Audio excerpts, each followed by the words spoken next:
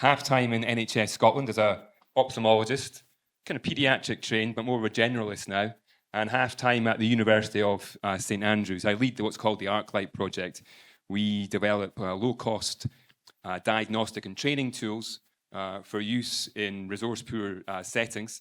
The devices are solar-powered, low-cost, portable, indestructible, and easy to use, and equally effective as other tools. So thanks very much for coming for this session. This is a better session than downstairs. So these are all the different partners we're working with on this little initiative.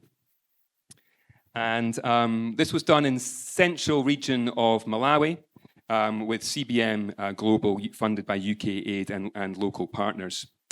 So the basis of it really was ophthalmic clinical officer training workshop to start with. And these trainers were ophthalmic clinical officers, about 12 of them, from the central region in the different district hospitals.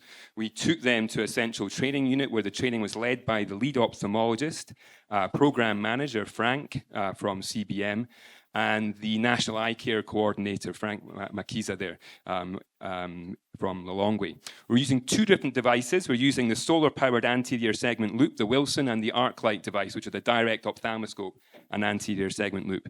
We developed these different training materials and handouts that go with the workshop. We discussed the contents of them, modified them if we need them. We use these simulation tools to train people how to use the device, and also mobile phone-based applications to explain how to examine pupils, for instance. Then we have a well-trained trainers group who could then go out into the community to train the people in the community. And they were training health surveillance assistants. They're like community healthcare workers, village healthcare workers, lady healthcare workers, very much at the bottom end of the pyramid of healthcare workers. And they ended up training over 1,000 HSAs in the central region based on this. And this is how the training looked. So we went into very rural, remote regions of Malawi where there's very little services, very little access, obviously, to eye care diagnostic tools or any knowledge and skills amongst the HSAs. They were all given a Wilson device, which it says a solar-powered anterior segment loop. The Isaac, who's an ophthalmic clinical officer there, he's one of the trained ophthalmic clinical officers. He's now delivering a workshop to 40 or 50 HSAs at once, using all these different training tools that we have developed, the posters, the handouts, the actual devices themselves, the simulation eyes, and videos of all the different examination techniques. One of the big benefits of the workshop was actually getting all the HSAs together in the same room. They met each other, they discussed common problems they were having, they swapped mobile phone numbers, and obviously they met the local ophthalmic clinical officer that they could refer to. And that, as it turns out, was one of the big benefits of this study that we identified. The aim of the study was to assess the impact of this primary eye care training. We did it with a mixed method study, semi-structured interviews, and we did a cataract audit for fun as well. It was delivered by Frank, who's a project manager, and a very, very motivated medical student, final year from my region, called Tom. And we also looked at the cataract audit, looking at complications and visual acuity on day one. What were the results? Knowledge and skills. Well, they very much liked getting all this new knowledge and skills, and they felt they benefited from it, particularly anterior segment examination with the HSAs. But they didn't feel there was enough time to do what we wanted to do. They felt the workshops were too short, and the HSAs, interestingly, felt the information was too basic. When it came to the devices, they very much liked having a device that improved their confidence and standing in the community, but there were some technical difficulties with some of the devices. Some of the devices were quite old. They'd been sitting in stock for a while, and the batteries went flat. And when it came to our social network analysis, the HSAs were speaking to each other much more, amongst each other. They were speaking to the ophthalmic clinical officers much more, and people who weren't trained were going to them for training. When it came to the results for a cataract audit, these are benchmarks there for poor outcomes, moderate outcomes, and good outcomes, and our results were not so good as the benchmarks. So I'll just pause it there, actually, just go back to that a second. The complication rates were very, very low, and there was no endophthalmitis cases. I will come to that, considering we did 5,000 operations. So reflections on this study. We had plenty time to do the study because a medical student came to me 6 months ahead. He was very motivated and impressive and very able. Stakeholders were all very invested. We had a good NGO on the ground. The National ISGEO coordinator was involved. We got local ethics from the actual institution in Coma Eye Hospital, which was very, very helpful. That made it quick and easy, and it didn't cost too much. We had funds in place because CBM Global had funding from UK Aid, for instance, to fund the project manager and do the interviews as part of a report, which they had to do for the end of the program. So everyone was very motivated and keen to get this done. And by using mobile phones, we were able to interview the people in distant parts of the central region very easily and economically. Obviously, there's downsides to that by not doing things face to face. There's no question that in the interviews, there were some biases because Frank was interpreting what the HSAs were saying to Tom, the medical student who was collecting the information. He's the program manager. Maybe he was interpreting what was being said to him in a very positive light. Plus, the HSAs knew he was leading the show, so they were trying to be nice to him and tell him that it was all good. Saying that, we've got plenty critical reflections as well. And when it comes to transcribing interviews and then analysing them, that's often fraught with difficulties and is a bit of a fiddle, and the methodology, again, is quite subjective.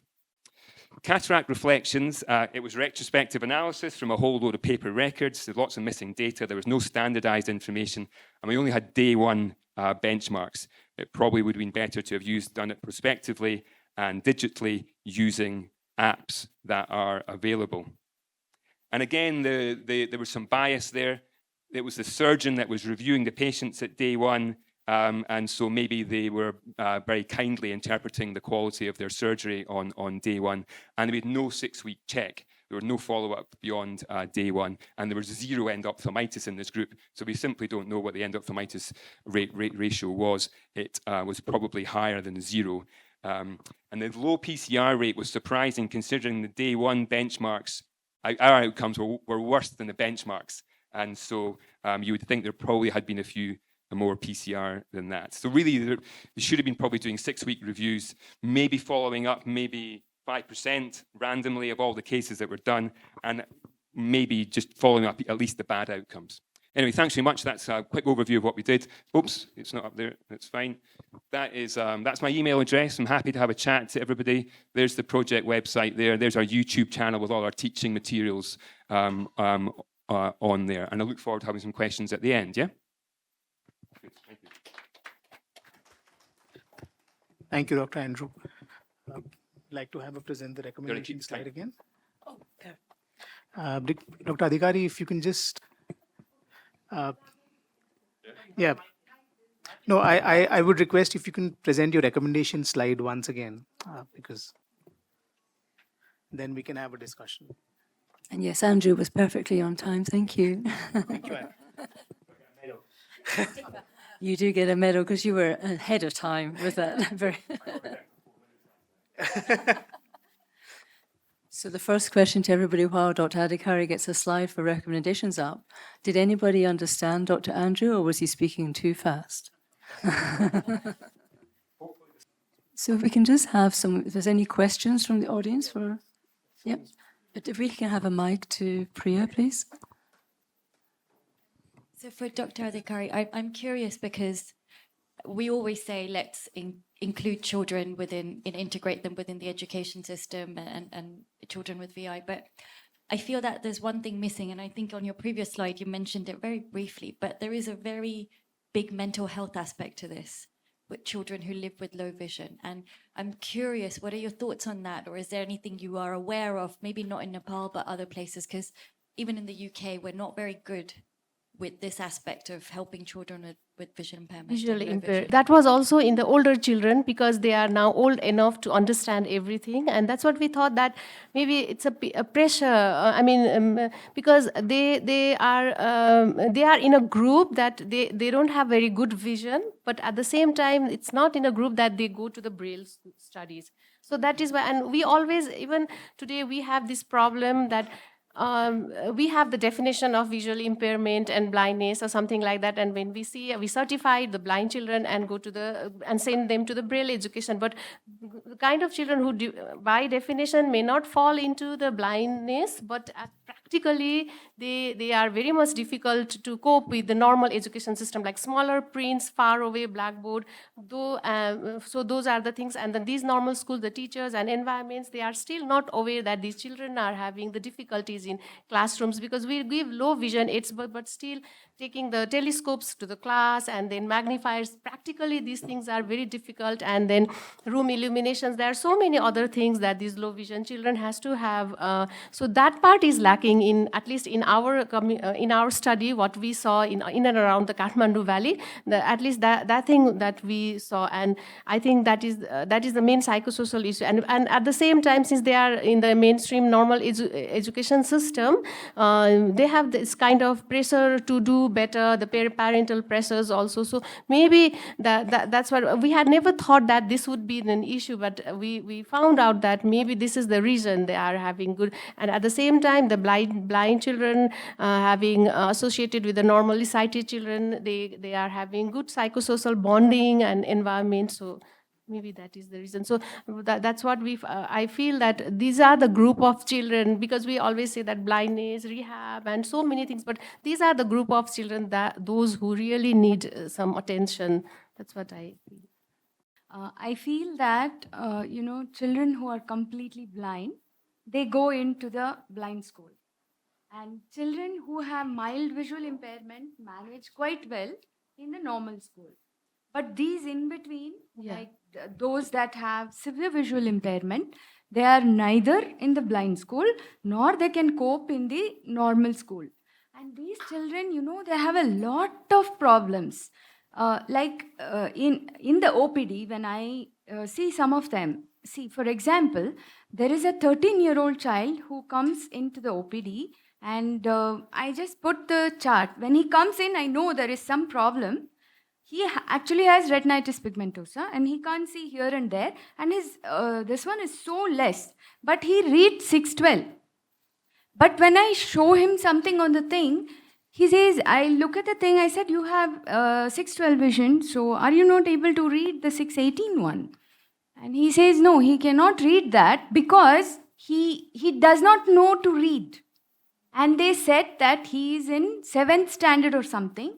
And in our system, there is this thing, especially in the village schools, they just keep passing the children.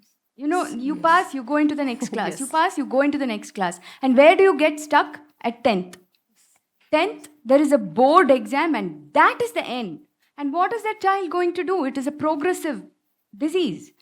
These kind of things we have seen. These are in the normal school.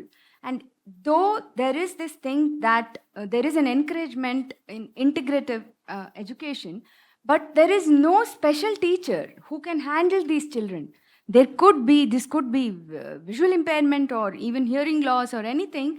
There are no special things that can help them to live normally with normally sighted children. That is a big lacune that I have seen. And mental health, I don't think there is any emphasis that is done, because we are, right now, I think we are trying to, identify blind and trying not letting them go blind, and also we are still rehabilitation, mental health. There is a lot of work to do, At least that's what I think.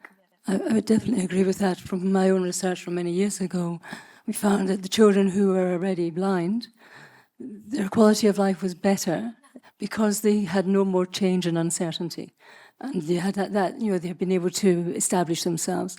I think there's a lot that we can talk about this. I think another finding from that was they very much need to be with, it's like having a group of Nepali people together, a group of Indian, a group of Scots together. We have common ground. So people living with vision impairment need to be together to have common ground, to share their experiences. But they also need to be working and living with people who are different. And so you need both. You can't just do one or other. I think if we can move on, so if there's any questions for Dr. Andrew. last question. Just a point on the low vision registry. If you are looking to establish a registry, sort of, I would advise, of course, you'll be going through the school system, but you should be looking into the child health department, Yes, or yes. somewhere where it is like a Communi- overall cognitive follow-up of Yes. a kind of a registry, which will include the low vision as Yes, well. yes, So yeah. that is something that Indian Yeah, government that is is working on. one. Yes, Yeah.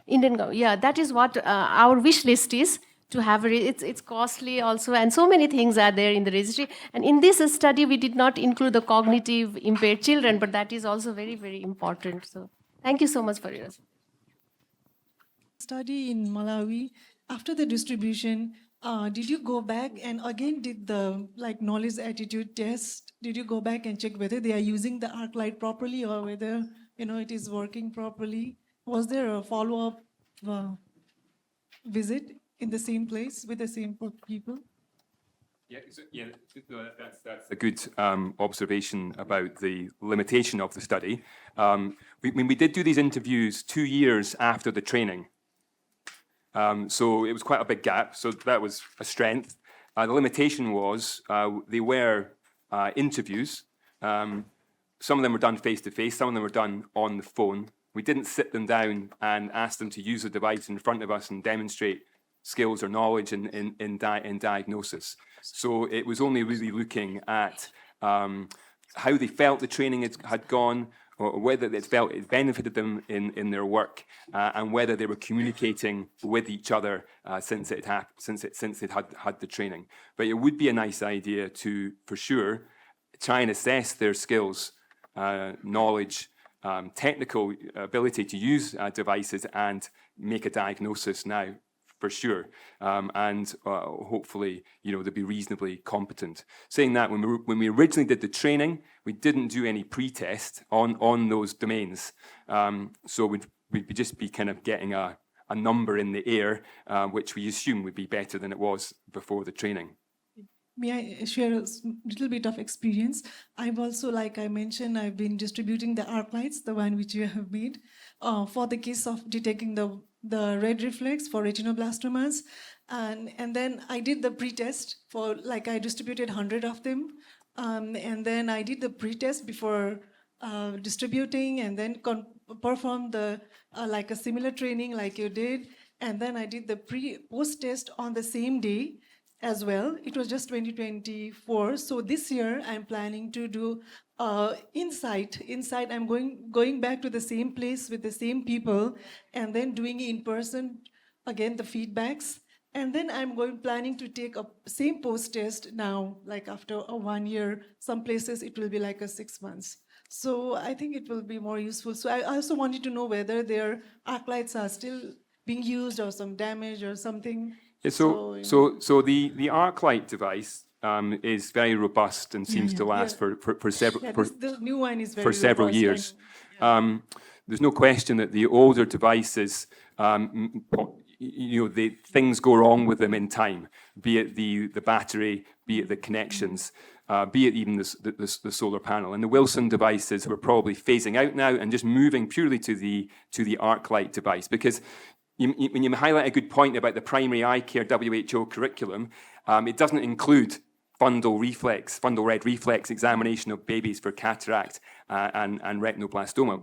And I think at the time that the manual was created, there wasn't really widespread availability of a low-cost direct ophthalmoscope, and so it wasn't considered as a skill that should be taught to community-level healthcare workers. But I think now the landscape has changed. The arc light there's many of them out there. There's over 50,000 around the world. We've got good training workshops set up with the simulation tools. And I think it's now possible to train and then test quite effectively community-level healthcare workers to perform the fundal red reflex test on top of traditional primary eye care, which is largely an anterior segment kind of skill. Yeah. And so I think the primary eye care curriculum should expand to include examination of children's eyes. Yes, I did use your videos, the teaching videos, as well as my own. I'm sorry to just cut you in between. We'll continue, and we have another discussion session. Yeah. Thank you.